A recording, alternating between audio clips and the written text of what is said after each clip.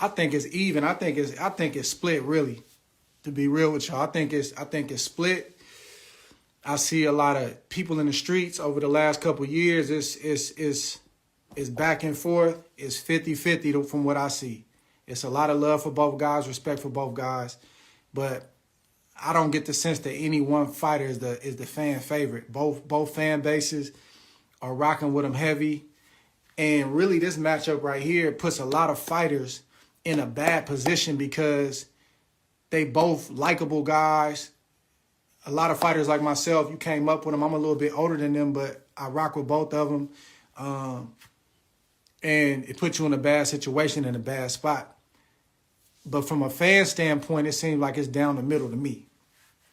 What y'all think? So, first of all, on the eve of this fight, we got to stop for a second. And we got to give respect to these fighters, and we got to shout them out because it was a lot of bad things said about these fighters, these two men, Errol Spence and Terence Crawford, when the fight wasn't getting made as fast as we wanted it to. I was frustrated. A lot of people frustrated because you just want to see the fight, you know, and you don't want this to be another big fight that doesn't happen. And I know that, like, fans, they don't really care about the money part. They don't really care about a clause that may be in a contract that may not be feasible for you. But the fighter does. So I understand, like, from a fan standpoint, the frustration. But there was a lot of stuff being said about both fighters. Terence Crawford is stupid. He don't know what he's doing. He's messing up his career. This one is scared of that one. Spence is scared of Crawford. Crawford is scared of Spence. I think, man, for those of us that said that, I think we got to have the same energy to say that we're wrong. Because what happens is boxing starts to be this place now where you can just say anything you want to say about a fighter. You never got to apologize. You never got to say you was wrong. And we just move on like, well, I guess they did figure it out and they did fight. We got to stop and say, hold up, I was wrong. I wanted to see the fight. I was excited about the fight. And I said this and I shouldn't have said it. Or I said this about him and I shouldn't have said it. Because these fighters this fight got done. And I said this on Fight Hype 3-4 weeks ago. This fight got done because, yes, you need the suits. Yes, you need the network. Steven Espinoza, the managers, the advisors, all the people. Like, this fight doesn't get done without them. But this fight really got done because both of these fighters picked up the phone. I'm not going to get into who picked up the phone first and all of that. But they picked up the phone and they had a conversation. And they got a mega fight on their hands. And this got done because two fighters got on the phone and said, bro, I'm willing to take this. You got to bend over here and give this percentage, or you got to give on this, but I'll give you that. That's, man, we got to shout them out, y'all, for their business acumen before we start talking about the fight, because that's not talked about enough. Fighters are looked at like they're stupid. Fighters just shut up and go fight. Shut up. We don't want to hear about the business. Just, hey, man, you make enough money. Get in there and fight. And we got to stop for a second. We got to pause and we got to pay homage to Errol Spence and Terence Crawford for putting their business hat on and their pride, putting their pride to the side and saying, okay, I'm going to give you this percentage on this, but in the rematch, I got to get that. You got to stop for a second. And for the young fighters out there, man, reach out to these dudes. Ask questions. How did y'all get it done? What did y'all do? How did you figure out these tough points? Because we gotta step this thing up, y'all. Like we gotta step this business acumen, meaning like our knowledge of business and how it works. We gotta step this stuff up.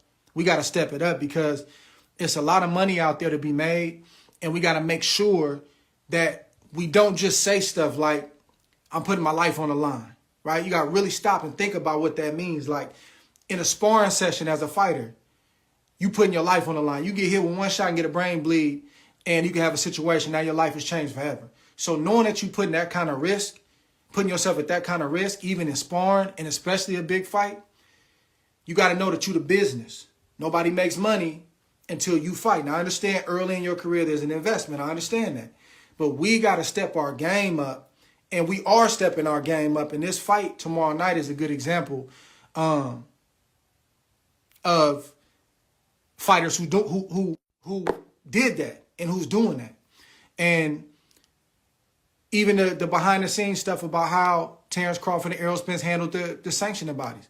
I love it. Y'all can't get 3% on every belt just because that's your rules. Tell me where that makes sense, because we could do this fight without y'all. And y'all know how I feel about the sanctioning bodies.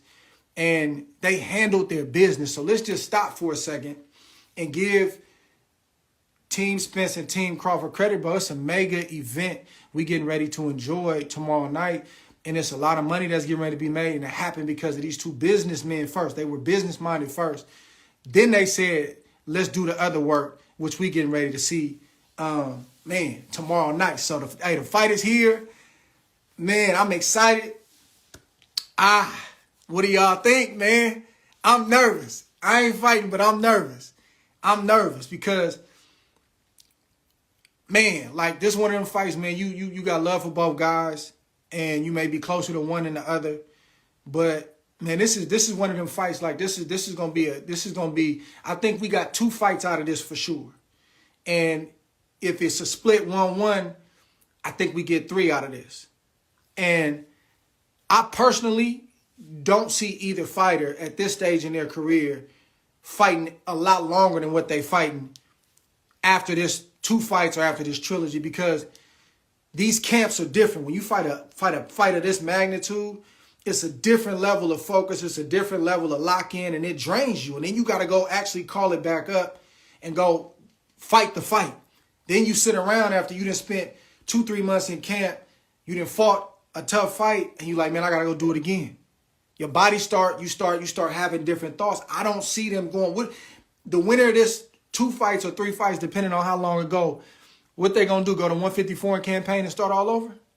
They might. They might. That's gonna be hard. That's hard for me to see. I think I can see them doing a farewell fight, but if he's successful and wins 2 fights or a trilogy, I can see him doing a farewell in Omaha, Nebraska.